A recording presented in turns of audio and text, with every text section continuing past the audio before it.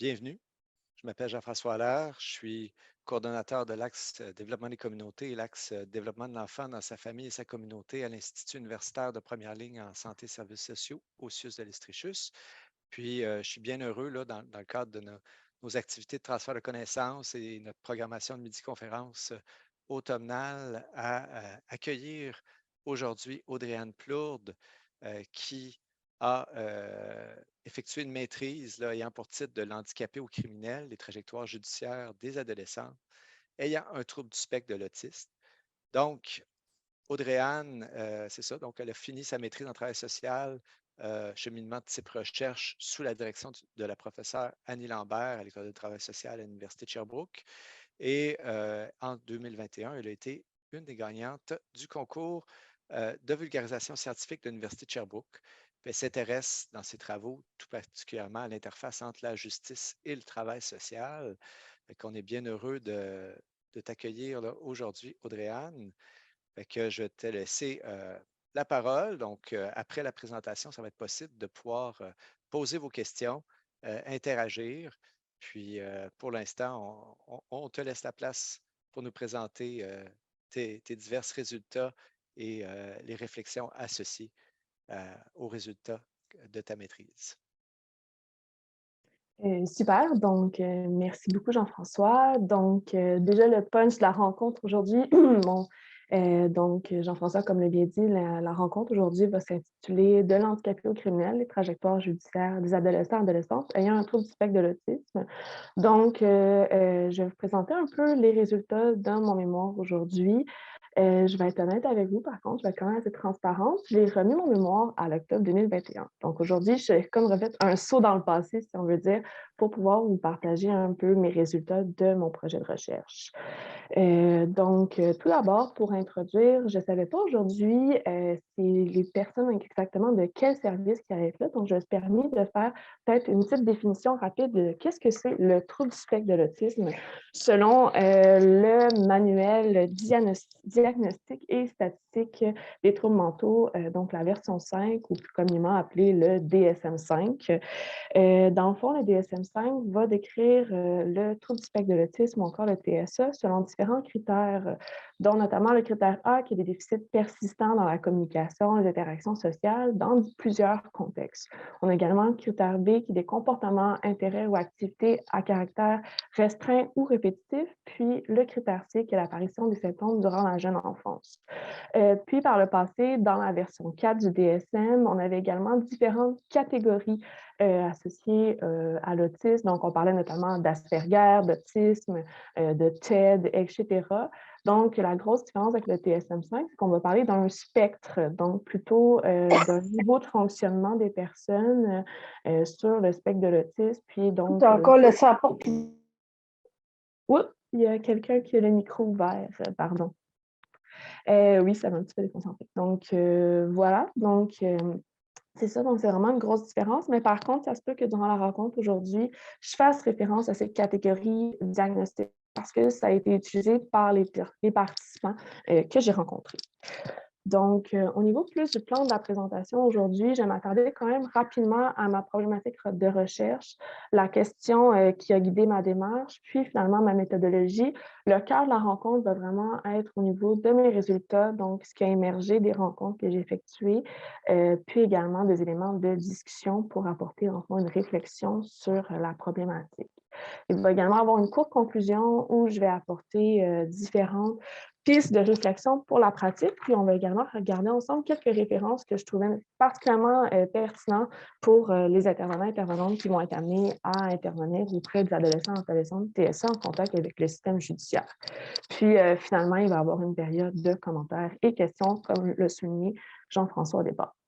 Donc, au niveau de la problématique, lorsque, dans le fond, on s'attarde aux troubles du spectre de l'autisme, bien, on constate que lorsque ceux-ci vont présenter des comportements qui vont déroger outre mesure à l'ordre social, comme notamment en situation de désorganisation comportementale, il n'est pas rare d'observer l'intervention de policiers, puis dans certaines situations, un fil en aiguille qui va se faire jusqu'à utiliser l'appareil judiciaire pour résoudre des situations qu'on va dire complexes, conflictuelles, souvent problématique aussi. Puis c'est justement ce fil en aiguille-là qui m'a intéressée tout au long de mon mémoire. On va parler de judiciarisation lorsqu'il va y avoir la propension à utiliser l'intervention judiciaire, puis parfois au détriment d'autres mesures. Puis c'est notamment un phénomène qui est reconnu davantage au sein de la société, surtout quand on parle de certaines populations vulnérables comme les personnes en situation d'itinérance ou encore des personnes qui ont des troubles de santé mentale.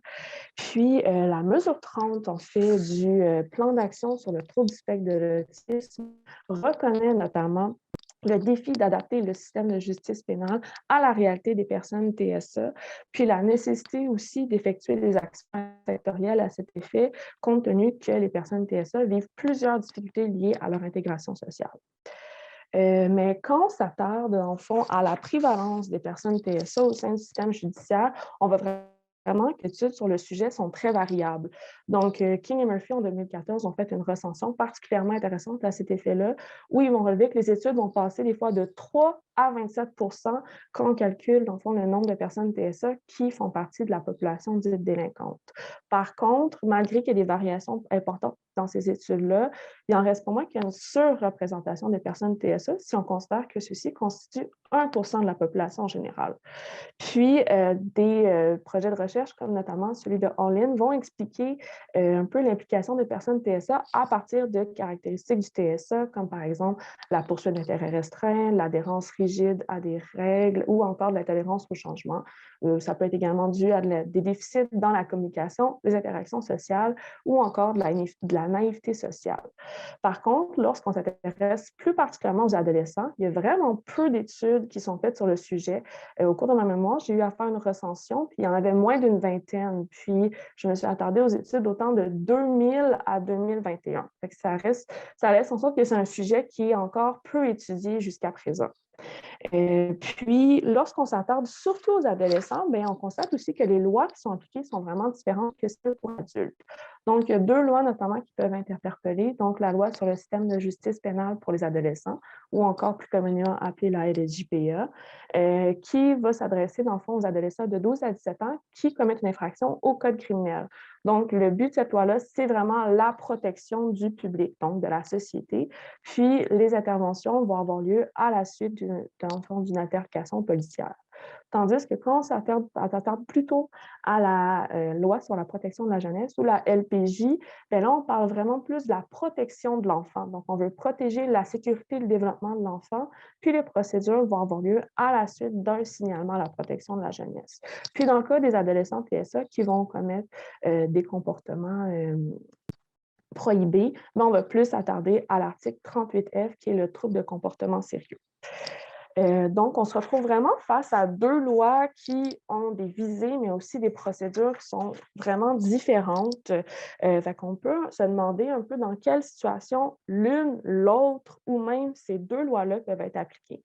Surtout quand on pense que les adolescents TSA, d'une part, en raison de leur déficit puis de leur jeune âge, peuvent avoir un besoin de protection qui est important, mais d'autre part, les études qui portent sur le sujet vont, lorsqu'on parle par exemple, d'autisme et de délinquance, vont souvent expliquer les actes commis par des caractéristiques inhérentes aux troubles.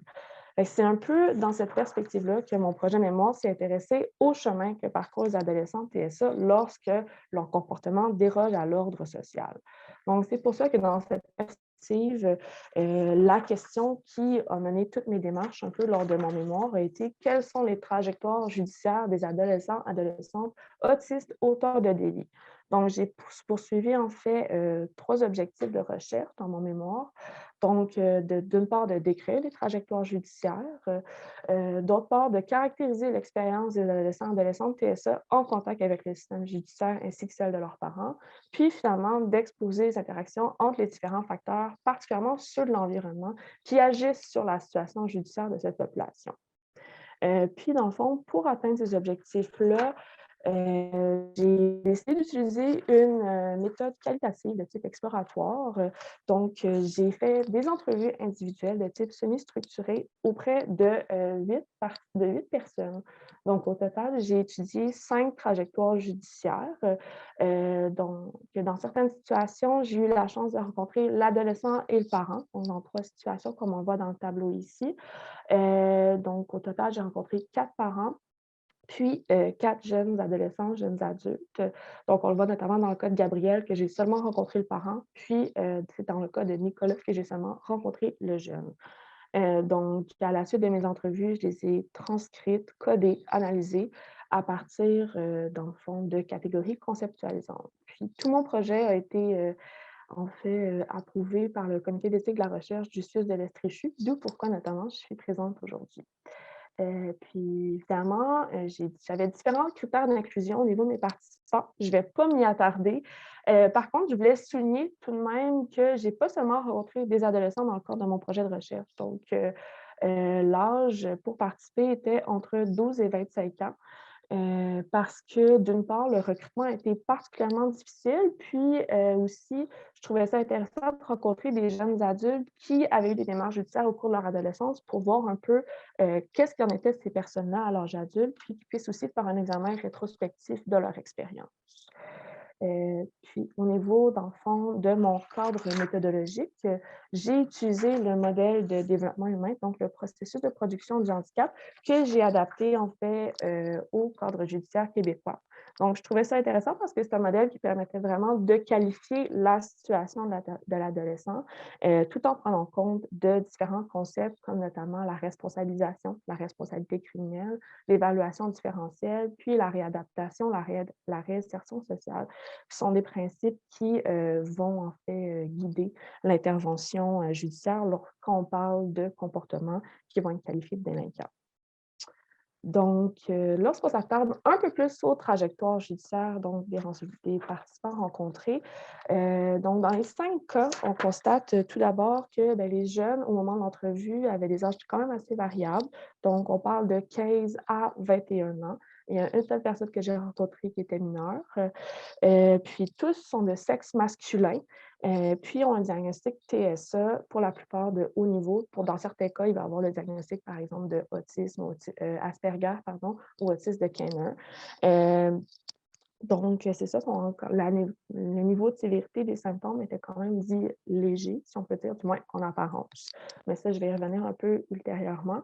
Donc, aucun avait une déficience intellectuelle, étaient tous verbales.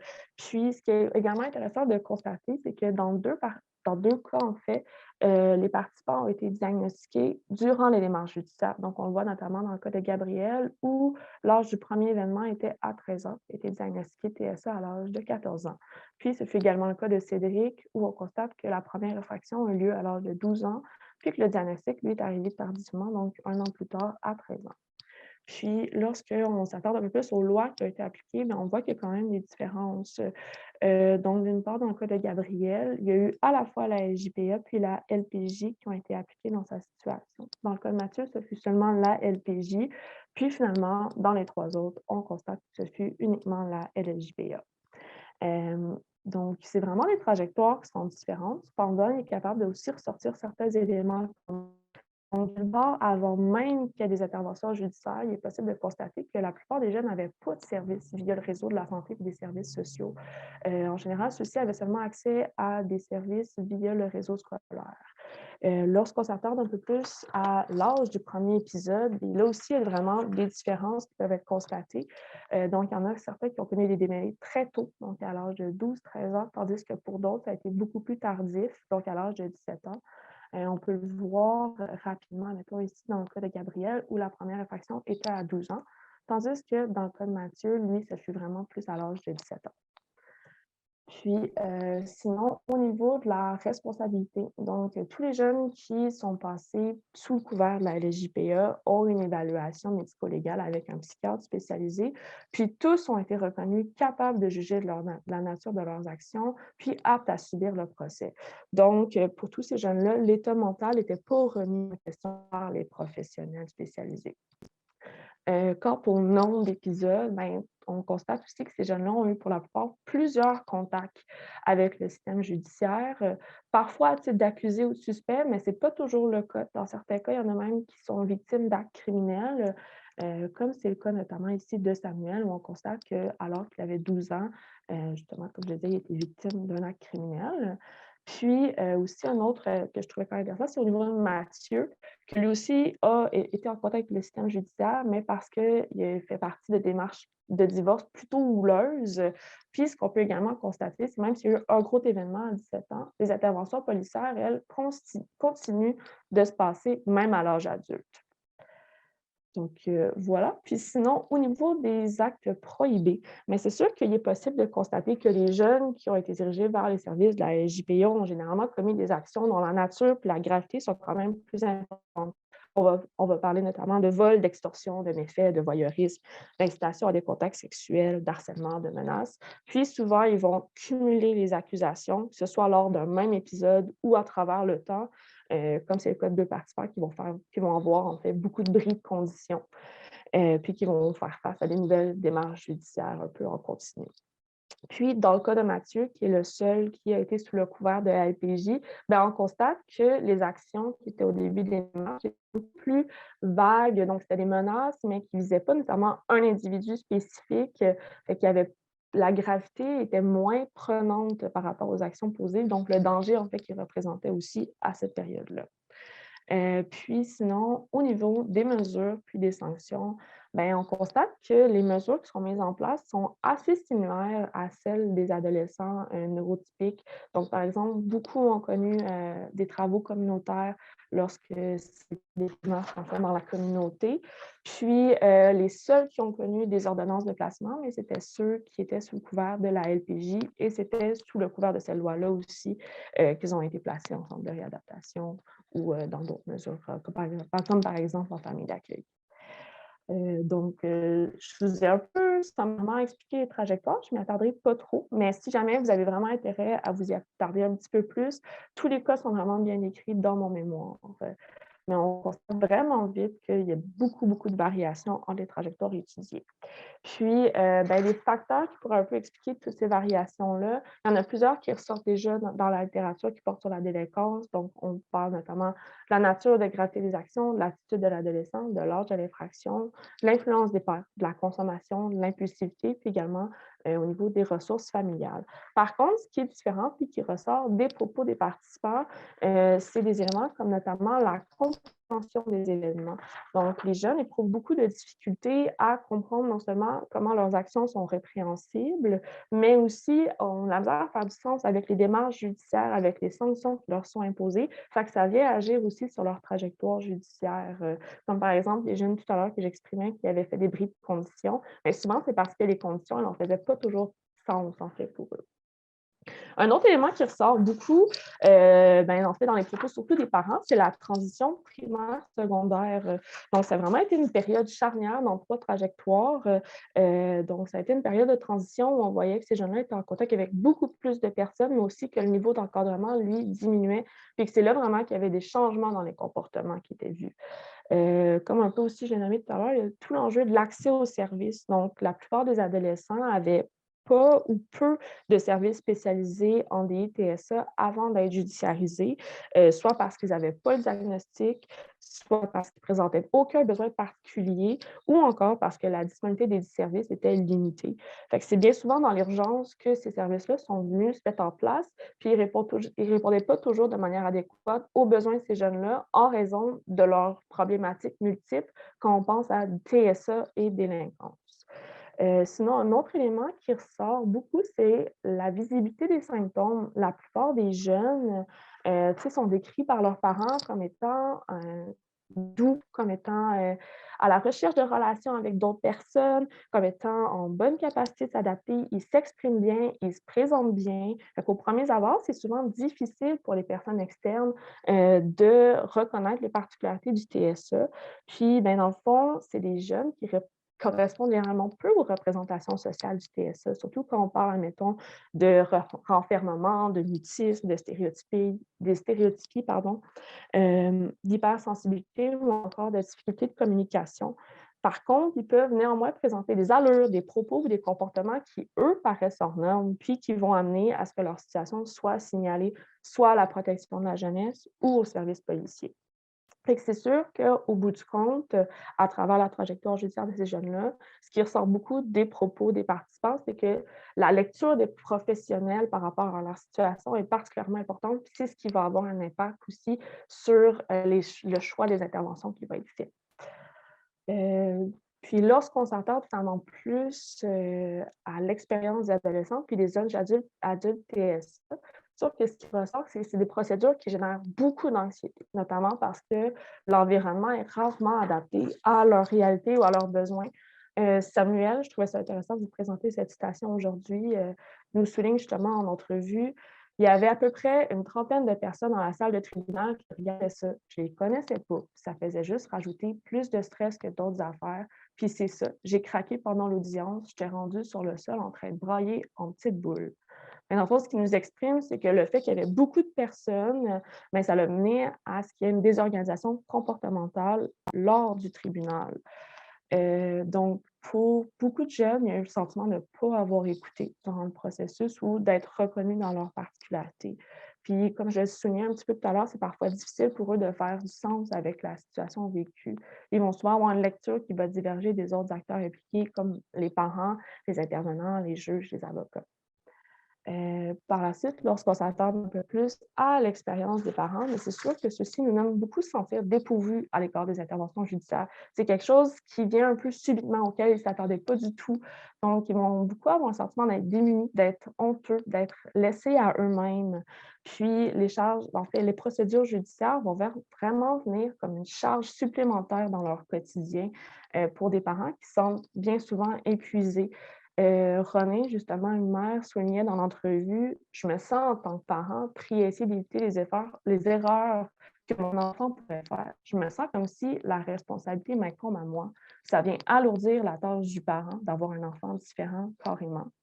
Donc, ils se retrouvent beaucoup, ces parents-là, avec un rôle de surveillance, alors qu'ils souhaitent valoriser l'autonomie de leur enfant, tu sais, qui est justement dans une période, à l'adolescence où c'est une transition vers l'âge adulte aussi.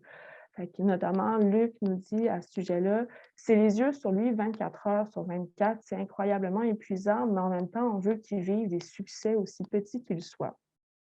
Fait que pour ces parents-là, il y a beaucoup de craintes liées à l'avenir de leur enfant, non seulement à cause du trouble du spectre de l'autisme, mais dans certains cas aussi parce qu'il y a le casier judiciaire qui vient s'ajouter à ça. Fait qu'ils en viennent un peu à se questionner sur qu'est-ce que ça va être quoi la réalité de leur enfant, dans les années à venir, en fait. Donc, on serait rendu à la discussion. Donc, c'est sûr que comme un peu je l'ai déjà exposé à travers mes résultats, il y a vraiment, il y a pas de trajectoire TSA adolescent type à travers le système judiciaire. Donc, il est vraiment possible de constater que c'est 5 trajectoires qui sont très différentes. Puis, ce que les propos des participants nous traduisent, c'est qu'il y a vraiment une absence de cadre spécifique lié à la prise en charge judiciaire, comme le ressent notamment Ouellet en 2017 dans son doctorat sur les personnes qui ont une déficience intellectuelle. Donc, c'est un peu comme si il y avait une gestion aléatoire de ces situations-là entre, d'une part, l'application de règles formelles, puis d'autre part, l'initiative de certains acteurs. Puis notamment à ce sujet-là, René, quand elle parlait de ses contacts avec différents intervenants, souligne en les imitant: «Non, on ne le sait pas, non, on ne le sait pas.» Tout le monde est comme démuni face au volet juridique puis au TSE. C'est parce que Samuel, en parlant de son fils, c'est pas le premier là. Je veux dire, à quelque part, il y a des précédents à ça. C'est pas la première fois que ça arrive. Quand je questionne les intervenants, on me répond: «Oui, mais malheureusement, Samuel n'est pas le seul dans sa situation, puis grosso modo, c'est pas mal ça qui est arrivé à tous nos clients.» Fait qu'on constate vraiment que c'est des jeunes qui sont pris en 2 chaises, qu'ils appartiennent un peu à aucun service à travers tout ça. Par contre, il est possible de constater qu'il y a plusieurs éléments qui sont similaires entre les trajectoires judiciaires des adolescents neurotypiques, puis des adolescents qui ont un trouble du spectre de l'autisme, que ce soit au niveau de l'historique des comportements externalisés, des infractions commises, des verdicts, des sanctions, puis du risque de récidive aussi. Ce qui nous amène un peu à penser que, ben, c'est sûr que ces similarités-là peuvent s'expliquer par le fait que ces jeunes-là, en apparence, ils paraissent normaux. Ils n'ont pas l'air vraiment autistes. Comme je disais tout à l'heure, il y a vraiment une absence visible de symptômes chez ces premiers. Donc, on constate qu'ils vont à l'école, qu'ils entretiennent des relations interpersonnelles, puis qu'ils veulent des relations interpersonnelles aussi. Certains travaillent, d'autres sont en appartement. Donc, c'est vraiment l'enjeu de l'absence de concordance avec les représentations sociales du TSA qui sont montrées en ligne de compte. Puis, dans certains cas, leurs particularités en viennent même à être négligées par plusieurs acteurs, et ça, même si le diagnostic, lui, est divulgué. Fait que plutôt que d'être perçu à travers la lunette du handicap, donc d'une personne qu'on doit protéger, qu'on doit apporter soin, assistance, soutien, ils vont souvent être plus perçus dans une perspective de criminel duquel on doit se protéger. Donc, on doit contrôler, punir, tel que l'expriment en fait plusieurs participants. L'adaptation des interventions judiciaires semble vraiment dépendre de l'initiative de certains acteurs, et ça à la lumière de la lecture qu'ils ont de la situation. Puis, malgré tout ça, il en reste pas moins que ces jeunes-là vivent des difficultés au cours de leur parcours judiciaire, et ça en raison même de leur TSA. Donc, on peut penser à des difficultés au niveau de la réciprocité sociale, émotionnelle, la compréhension des normes sociales aussi, qui est un défi, le raisonnement moral également, qui est problématique dans certaines situations, la généralisation des apprentissages, l'expression des émotions, la sensibilité à la pression sociale, puis même dans certains cas, bien, justement, les caractéristiques associées au TSA peuvent venir renforcer l'étiquette de criminalité qui est apposée au comportement de ces jeunes-là. Tu sais, par exemple, un jeune qui est sans émotion, qui ne partage aucune expression faciale, bien, dans certains cas, ça va être perçu comme si c'est une personne qui est sans remords, ce qui rend ça vraiment plus incriminant. Puis, alors que c'est un défi même des personnes TSA, l'expression des émotions. Puis, même dans 2 cas, il y a eu certains jeunes qui, à cause de la pression qu'ils ressentaient, sont arrivés même à faire des fausses déclarations parce qu'ils sentaient que c'est ça un peu qu'on attendait d'eux. Donc, ce qui ressort vraiment à la lumière de tout ça, c'est qu'au-delà du TSA, l'encadrement puis le support qui est offert à ces jeunes-là impacte de manière vraiment importante leur trajectoire judiciaire, et ce, autant avant, pendant qu'après l'intervention judiciaire. Puis ça rejoint plusieurs facteurs que j'ai nommés au cours de la présentation aujourd'hui, donc la transition primaire-secondaire, l'âge du diagnostic, le fonctionnement de haut niveau, la capacité, la disponibilité du parent, l'accès à des services adaptés, puis la collaboration entre professionnels, services. Puis donc, c'est ça, c'est à cet effet-là, on peut aussi penser que devant le manque de sanctions alternatives, de mesures d'encadrement puis de services offerts, bien, c'est sûr que les acteurs judiciaires ont d'autres choix que d'utiliser les mêmes stratégies auxquelles ils ont recours habituellement. Par exemple, lorsqu'on s'adapte un peu plus aux mesures qui ont été mises en place durant l'intervention judiciaire, il y a très peu de programmes qui existent pour ces jeunes-là.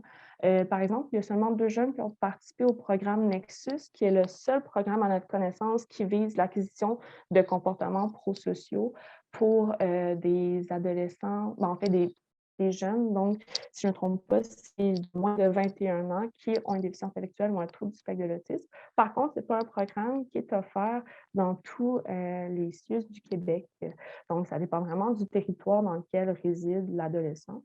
Puis, la Chambre de la jeunesse aussi n'a pas d'équivalent au PAGSM, donc le programme d'accompagnement justice et santé mentale, qui est un programme qui est installé dans plusieurs cours municipales et provinciales du Québec, puis qui vise vraiment l'arrimage du réseau judiciaire au réseau de la santé et des services sociaux pour les personnes adultes qui ont un trouble de la santé mentale, puis qui font face à des infractions, à des accusations criminelles, pardon. Euh, donc, c'est sûr que pour ces adolescents-là, ils se trouvent un peu en absence de services. Par contre, ce que je souhaitais un peu souligner aujourd'hui, c'est que des mesures comme le PAGSM ne permettent pas la création de services dans le domaine de la santé et des services sociaux. C'est sûr que malgré la mise en place d'interventions judiciaires qui visent la diminution du risque de récidive, puis des solutions judiciaires qui sont adaptées aux personnes TSA, les structures de santé, de logement, de finances, elles, restent inchangé. Donc, tu sais, les concepts de participation sociale, d'intégration sociale sont très présents actuellement au sein de notre société. Par contre, les personnes qui sont en situation de handicap, elles, doivent encore et toujours s'adapter à des environnements qui sont rarement conçus pour elles. Alors que les demandes externes auprès des adolescents TSA vont seulement aller en grandissant, leurs responsabilités aussi, bien, c'est sûr que leurs déficits, eux, vont devenir aussi de plus en plus apparents. Fait que c'est sûr qu'à la lumière de tout ça, on peut se poser la question, comme les parents un peu le soulevaient lors des entrevues, ben, à quel avenir les personnes TSA à l'aune de l'âge adulte ont-elles objectivement droit? Donc, ça m'amène un peu à ma conclusion pour la présentation d'aujourd'hui, où je souhaitais quand même finir sur une bonne note en vous proposant diverses pistes de réflexion pour la pratique. C'est des réflexions qui ont émergé des participants eux-mêmes, donc des solutions qu'eux proposaient, puis également différents éléments de la littérature.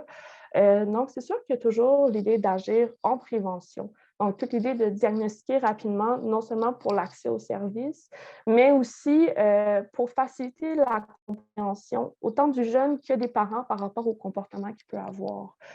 Prévoir les transitions, comme j'ai soulevé à plusieurs reprises, la transition primaire-secondaire est vraiment quelque chose qui ressort dans plusieurs trajectoires.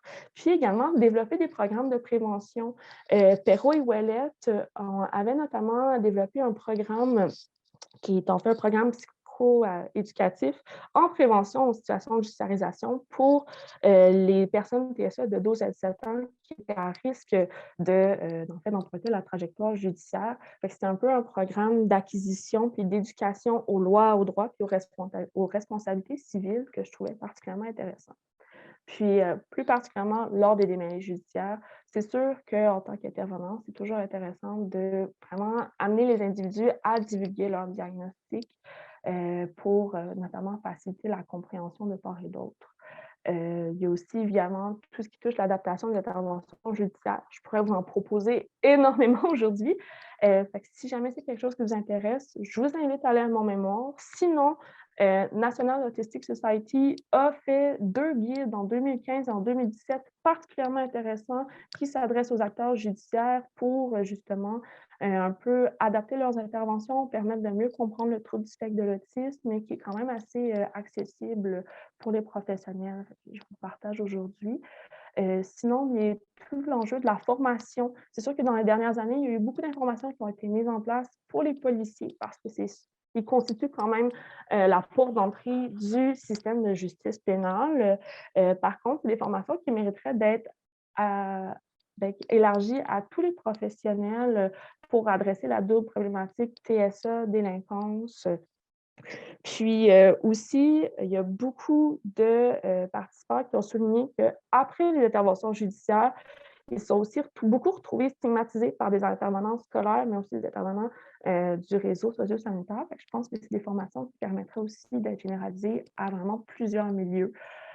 Puis sinon, il y a tout l'enjeu évidemment d'ouvrir le dialogue, donc de modifier les représentations sociales associées aux troubles du spectre de l'autisme, mais aussi de faciliter la communication entre les différents services, peut-être éventuellement passer même à des ententes de services pour faciliter aussi l'accès à l'information, parce qu'il y a quand même beaucoup d'adolescents et de parents qui se trouvaient perdus à travers toute la sphère judiciaire.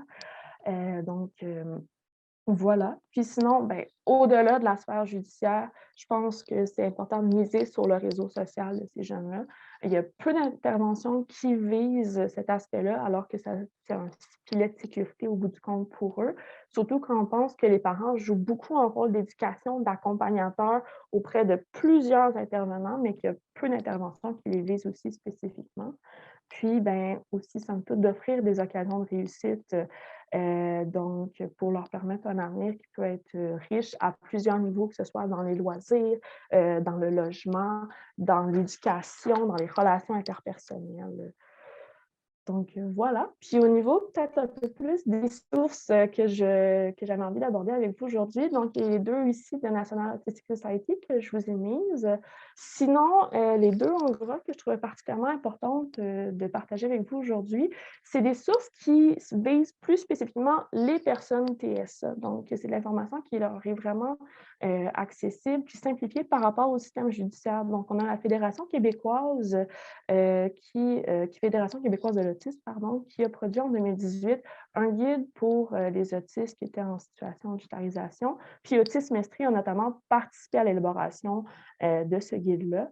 Puis sinon, il y a une autre source que je trouvais pertinente, c'était, dans le fond, Voyons voir, un guide du système de justice pénale qui a été, produit par le Service public d'éducation et d'information juridique au Nouveau-Brunswick, puis qui est à la fois pour les personnes qui ont un TSA, mais aussi ceux qui ont une déficience intellectuelle. C'est un guide qui décortique vraiment les étapes du processus judiciaire avec des images très claires, puis de l'information aussi qui est simplifiée, vraiment intéressant.